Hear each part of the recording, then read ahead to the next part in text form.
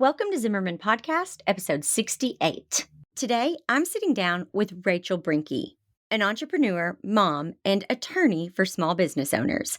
Rachel is not your typical lawyer. She is an expert at educating and protecting entrepreneurs, and she is far from boring. Today, we're talking about common legal mistakes entrepreneurs make, how to avoid them, and why an attorney is one of the first 3 investments you should make when starting a business. The truth is, when it comes to legal stuff, you're either going to spend a little time and money now, or you'll spend it later in tears, time, and your hard earned cash. Believe me, I've been there. If you want a capital B business, you've got to listen to this episode. All right, you ready?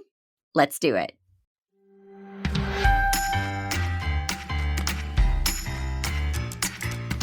Welcome to the Zimmerman Podcast with your host, CEO, wedding professional, educator, and mom, Jessica Zimmerman. In just 2 years, Jessica went from facing bankruptcy to taking home a 6-figure salary.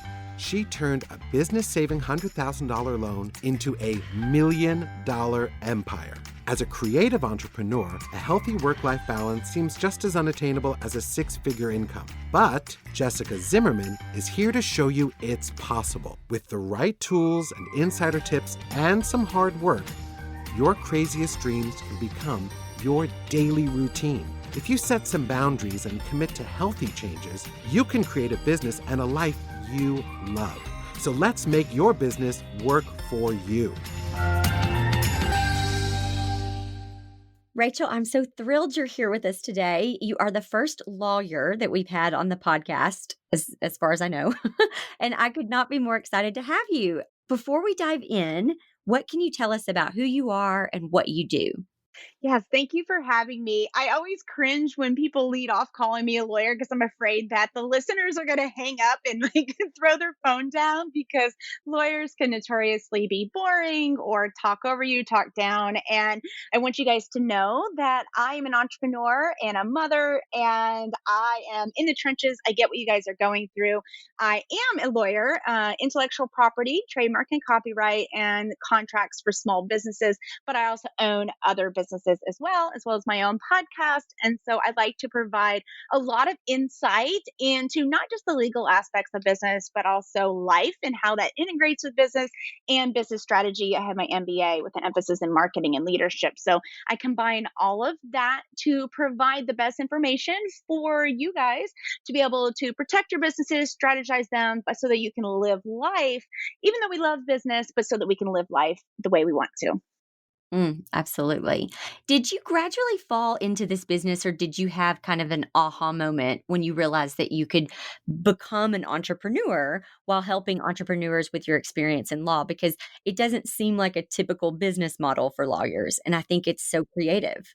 Yeah, no, I fell into this. I kind of always never have fit the mold of a 9 to 5 cubicle. I did work corporate work for a while, but even in school, the teacher's report card notes were always Rachel can't keep her butt in seat. She's always telling us how to change our organization structure and that kind of stuff. So I decided I wanted to be an entrepreneur, but I didn't know what I wanted to do. And so in the beginning, I actually started on MySpace. That dates me a little bit. And got to know a couple other people, started an online apparel store, which is so funny because I have like zero fashion sense. But in that process, I learned that, and at the time, this is different. I mean, this is over a decade, almost 2 decades ago, that there was not a lot of information out there of how to set up a business, how to strategize it, how to market it.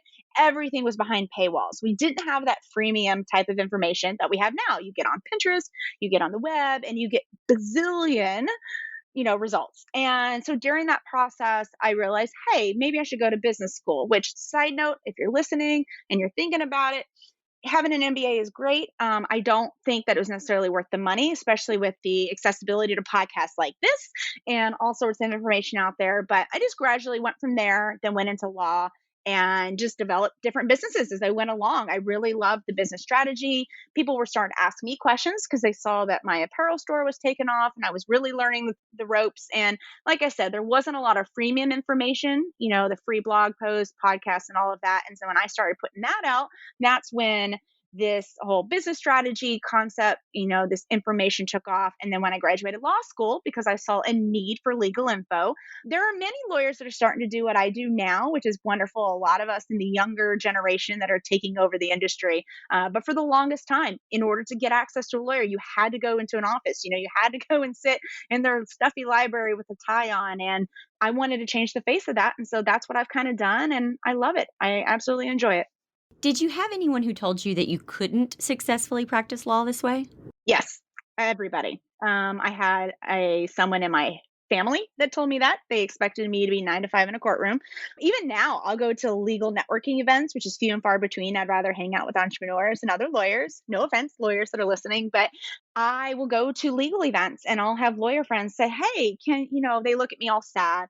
Oh, can we send you clients?" And I'm like, "No, dude, can you take some of mine? Because I have a long wait list." So yeah, I mean, I feel like the idea of having an out of the box career with your law degree and your licensures is becoming more accepted, especially now we're recording this during COVID and the whole legal industry is like, turned on its head of having to go virtual and they're kind of catching up. So, yeah, it's been interesting. And I've always thrived on people telling me I couldn't do something. And here I am. Right, right. When did you realize that there was such a need for a la carte legal help for entrepreneurs? I think it was in law school. So I gave you guys a little bit of this history and the story, but in that I also was offering, business strategy services and marketing advice to clients. And I was realizing they also needed a strong visual brand. And so that's how I got really integrated in creative fields, particularly with photographers. And I looked around and realized there was next to no photography dedicated resources that had legal information. And that's when I really narrowed in on that niche. And I've now branched out into other niches as well. But it was during law school when I'm getting tons of questions and trying to do my own type of services for my clients. I just think every time that I've gotten into wanting to offer something else or do another project, I just look around and see what's available. And if it's not available, I create it. Yeah, I love that. I feel the same way. It's like if somebody's asking for something and it isn't available, you just want to create it yourself. I Yeah. totally get it. So all the time, I get questions from people just starting businesses asking what they should spend money on. And if they don't have much money to spend, what do they spend their money on? And 100% of the time, I say an attorney, because I think if you're a real business, you need to protect yourself and your business in a real way with a real contract that holds up in court. What advice would you give new business owners about how to be smart while being wise with their money?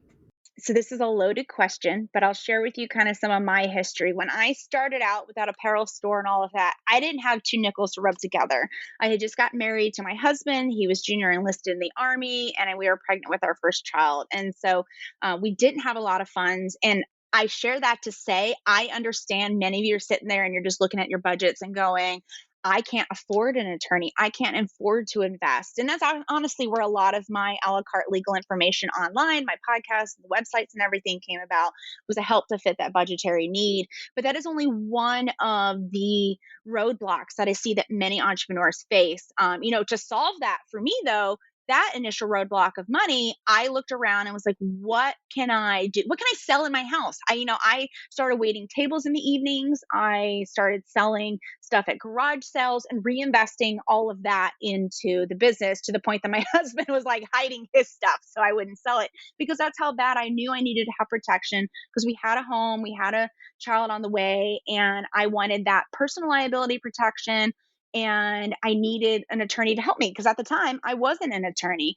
A second roadblock I see a lot of newer entrepreneurs, and actually even seasoned entrepreneurs face is finding an attorney that really knows your business. Because I find that if you don't have one that understands your industry, like any industry, there's good and bad, right? There's good lawyers or good doctors, bad doctors. And that's the same thing for lawyers, but you really want to find someone that is specialized because that's where you're going to get the most bang for your buck. So if you're especially looking to try to get protected and maybe you just want to do like level one protection, which is better than none, right? You're not able to go for like a robust contract or all the legal needs. You at least want to try to find someone that knows your industry, because in the long run, you are going to save yourself time, money, energy, and stress by having someone that's integrated with that. And that's kind of also where my resources come from. I've got checklists and the podcast and the blog posts all for free, because I want you guys, as the head of your business, wanting to get protected. The more knowledge that you have, the more you can be the CEO of your business and make decisions. And you also can weigh in and get a better product from a lawyer, especially one that may not necessarily know your industry, because sometimes you're just not going to be able to find that. So, as much as you can bring to the table, the more efficient process is going to be, the more cost effective the process is going to be.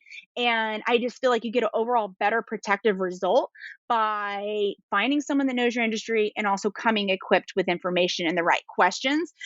I don't really recommend DIYing, do it yourself, of legal stuff for many reasons. So please don't use that as an excuse. And I'm going to share a story about that here in a second with some numbers to kind of hopefully scare you a little bit, because it's almost better to not have it at all than to write your own contract and contract against yourself.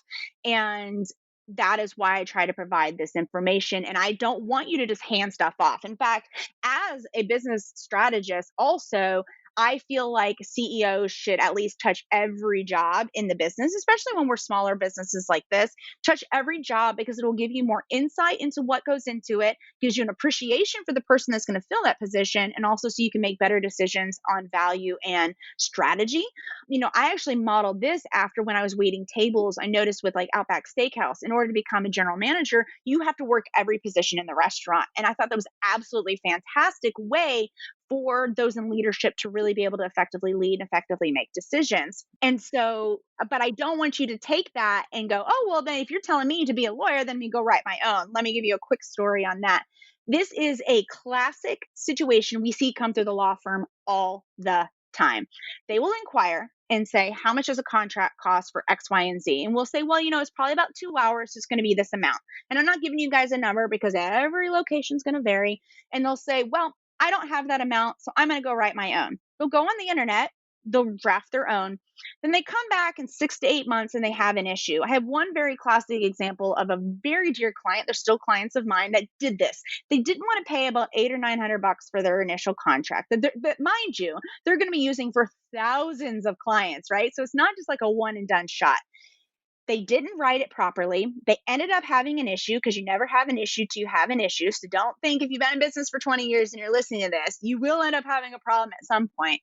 He ended up coming back. We ended up having to go to court. And because there was not stuff properly drafted, even though he didn't do anything wrong, ended up having to spend $8,000 in attorney's fees plus the $800 to get his contract then revised for the future. So 800 versus 8,800 and all the stress. And those are just general numbers, but that is a classic example we see a lot from many small business entrepreneurs who use the excuse, like you just said, Jessica, of like, I don't have the money. I don't know where to go.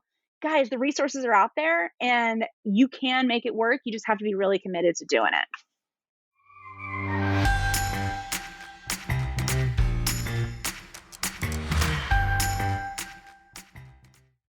Running a floral business isn't always as pretty as the flowers themselves.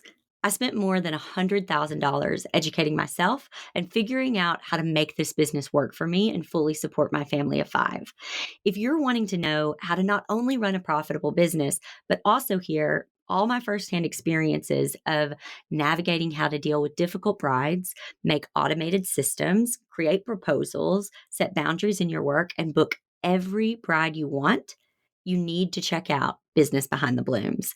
Go to zimmermanpodcast.com/BBB to get more information. That's zimmermanpodcast.com/BBB.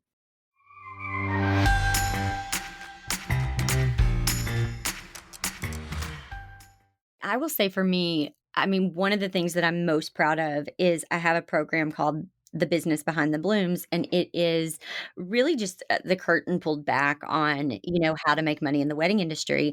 And I have an entire module, I want to say it's module 14, but that I talk about every single one of my contracts. But before I get into detail about each contract, I say to them, let me tell you the stories that happened that made me finally wake up and realize, oh, I can't just use a contract that someone gave me, or I can't just use a contract that I heard about. Or even in my case, I had bought a pre-existing business and I just assumed that the contract that that business had was good and legal and would hold up in court.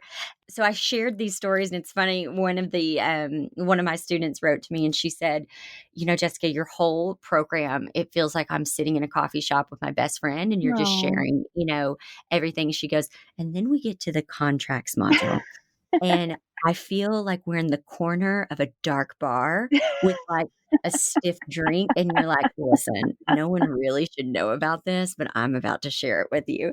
Because I knew if I just shared with the and I do all the things that you said too, like, "Listen, I'm showing you what I have, but then you need to take this to your attorney and say, Mhm. "Hey, this works for a gal in Arkansas in these years. I need something kind of like this." What so it gives them a blueprint of what you're looking for. So maybe you don't have to spend an entire hour describing everything you need. Maybe that kind of can help save a little bit of time there, but that you absolutely cannot use this because it does not everywhere is different. Every state is different. Mhm. Sometimes towns are different. Everything is different. And my stories, those kind of dark, stories that I shared that nobody really, they feel a little uncomfortable reading them because they're like, we're probably not supposed to know this.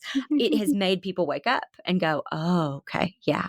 And I just think that's why you have to ask yourself, are you a business or a hobby? Because if Agree. you're a business, I'm sorry, $800 is not an issue. Like, not that it's not an issue, like you can't pay for it. I understand that that $800 might be hard to come up with. But if you're a real legit business, you're figuring it out. You are figuring Mhm. out because you cannot be a business and not have a contract, a solid contract that is going to protect you. One of the things that happened to me, I had an issue with an employee, and I realized throughout the process, I mean, Rachel, there was one sentence worded, I guess, incorrectly in the to where my entire contract would not have held up in the court of law Mm. because there was like one word or one sentence that was just, if the words had been switched, it would have held up. It was so crazy. And then I learned things like, now listen, you are just having them sign a contract, but if you will have an employee sign a here's your employment offer and of all the duties I expect you to do. Now, here's a contract. And if you will sign it and the employee sign it and get it notarized, you sign it in front of a notary, it's ironclad at that point. There's nothing that they can dispute because it's actually, notarized. And then on top of that, if they decide to leave, you have an exit agreement, that once again kind of Mhm. reinstates all the things in the contract and they sign it. Then if they try to do something like, for example, break their non-compete agreement, you have 3 documents on 3 different dates that has their signature on it, and you have one of them that's notarized. Like, they're gonna lose, you're gonna so even just things like that I learned throughout the process, you just have to make sure that you're protected. But I do, as hard as that module was to write, I really wanted to be honest with people about that. And I think also what's important is that it's not even just a one and done situation. Like this has to be something that is in your CODB, your cost of doing business all the time, because you don't know when you're going to have a problem. And also, we see this a lot. Contracts, people will come in, they see us, and actually, our firm's a little different. We follow up. If you come to my firm, you're going to become my friend. So I will be in your inbox following up. Contracts are not a one and done. They should be a living, breathing document. So I will be on you in a year, like you are, like your CPA probably is with you. Although that's a federally and state required deadline. I'm still in your inbox saying, "Hey, have you grown? Have your policies changed? Do we need to update anything? Oh, hey, by the way, state law has changed here." You can't do any of that if you're doing it yourself. And you also can't do that if you've chosen the wrong attorney because not everyone is forward thinking.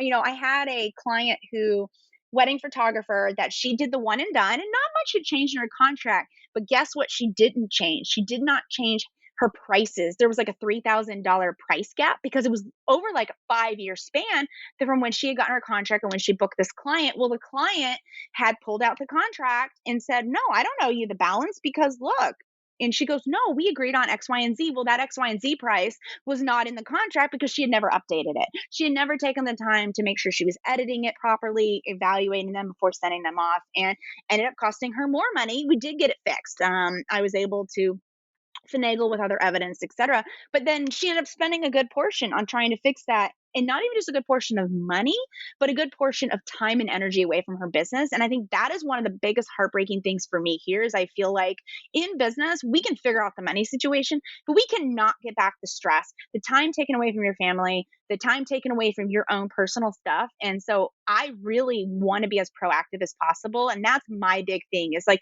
I'll go to court and I will go to town for you. I'm a firecracker, but I would rather us never get there. I'd rather you pay me less and us prevent, issues than you have to spend all your time and spend money on me later. Totally. I have another program called Know Your Numbers, and it's all about annual planning for your best year yet.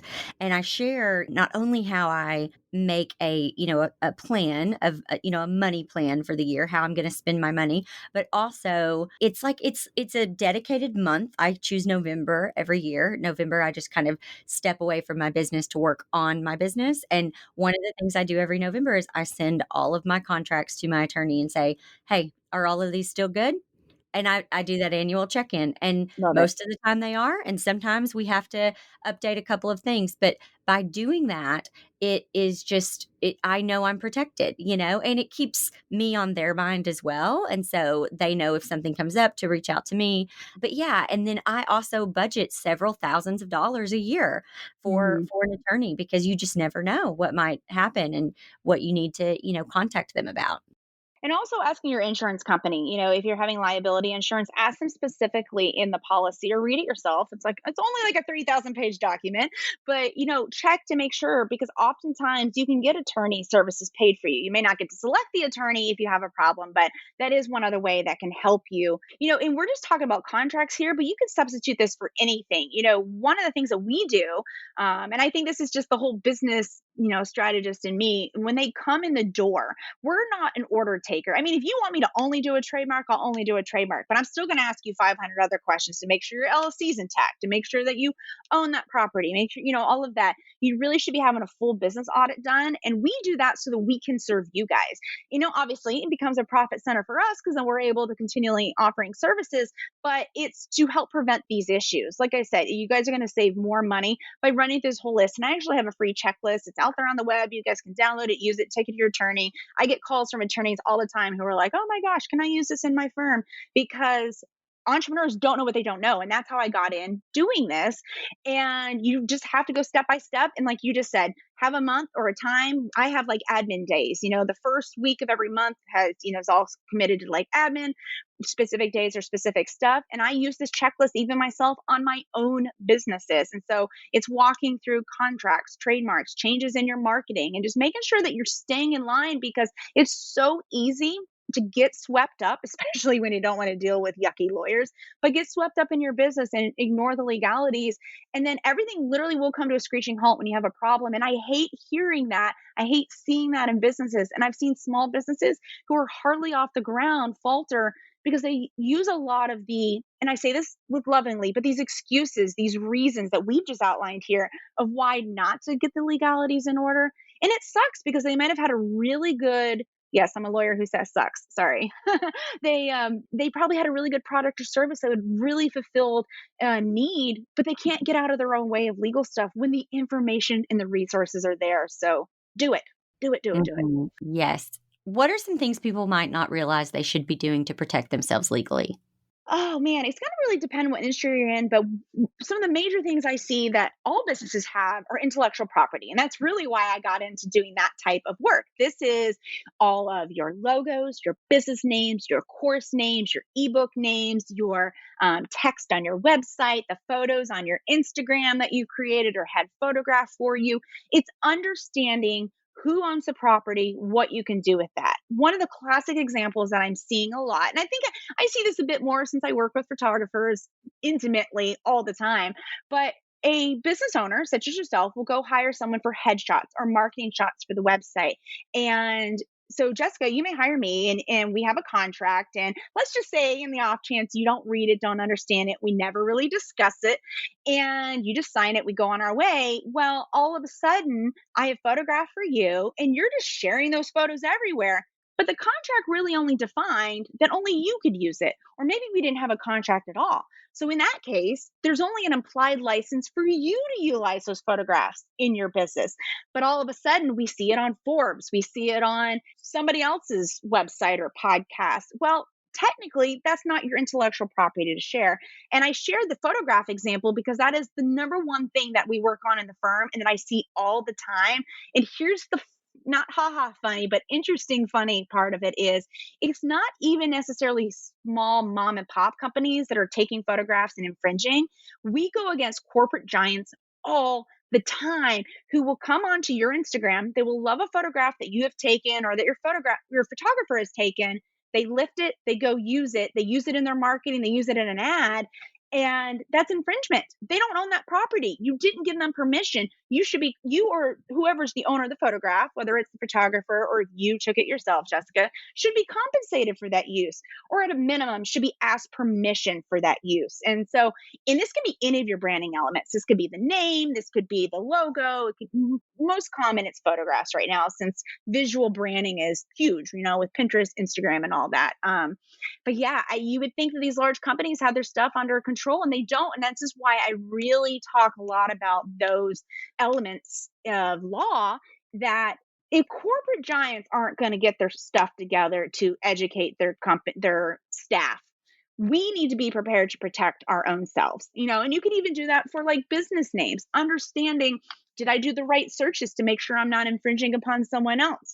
Or when someone starts infringing upon me and I have a federal trademark, did you know you have a duty to make sure someone stops using that?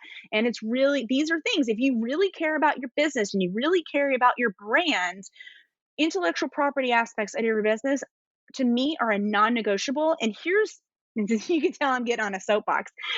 A lot of attorneys, so you're not required to take intellectual property in law school. So many, even just general business attorneys, don't understand how intellectual property works. They don't understand copyright law and trademark law. That's why someone like myself is like a unique, rare bird, in that you have to really find someone that understands how that works to really protect your brand. And now you guys know, you can look at a logo and know whose brand that is. But what if someone else has the same logo as you? All of a sudden, you could end up having their bad reputation impart on you. Consumers are confused and start buying from Jessica instead of Rachel because Jessica made her logo look similar to Rachel's.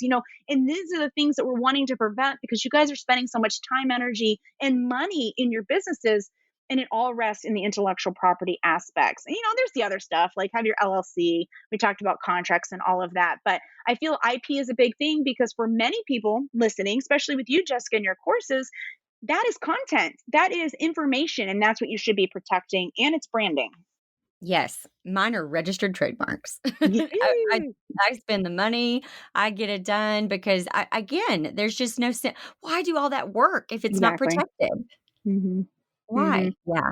Well, my podcast is the Business Bites podcast, and even myself as an IP attorney, I was like, okay, well, I got this registered. People come along, I'll police it. I'll send a nice letter. I don't even have to be a jerk about it, right? I just send a nice letter and say, hey, I have a duty to police this since I'm the registered mark holder. Can you quit using it? Just change your business name. No ill will. Blah blah blah. Like, you don't have to be a jerk about it. But I didn't really consider how many people would want to use the term business bite. So it's almost like a full-time job, and it can be overwhelming, but that's why firms can do it for you. And my paralegal does all mine for me, and I just have the benefit of that since I own a law firm. But, you can find people to do these things for you. And if you have crafted your business plan and your financial plan, all of these costs are really low. I have a client right now who did their trademark before they even came to me years ago. And now someone's been infringing on it, and he's getting a fat check, because somebody's been riding on his coattails. And so I'm not saying rush to register in hopes that you'll make money, but there is potential for profit. I mean, I've had another client who was able to license her trademark to Macy's for uses on shirts, for like graphic shirts. And so there's potential income streams there. Yeah, you just got to have someone who's looking out for you, for sure.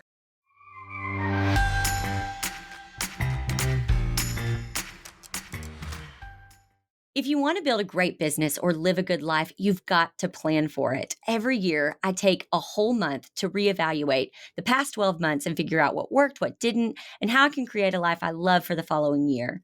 I teach you my exact planning process in my program, Know Your Numbers, annual planning for your best year. If you want a free training to get some tips on planning your best year yet, go to zimmermanpodcast.com/know your numbers. That's zimmermanpodcast.com/know your numbers.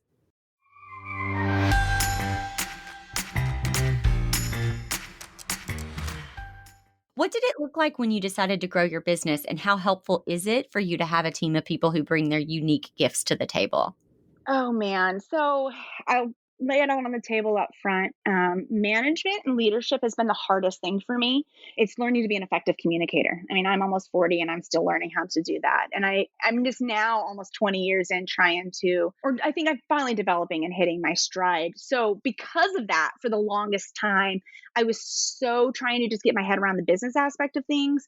I did a lot of it myself. And even though it's kind of one of those do's I say, none as I do things, I was telling other people, oh, yeah, outsource, do all that. What I did was and what I recommend to many, especially when they're in financial constraints or don't want to deal with all the major legalities, is dip your toe into the pool of having a team by starting with contractors, independent contractors, one off jobs, and then slowly work yourself into having employees if you can. Not all businesses are structured in the way that they can do that. I was thankful that I could.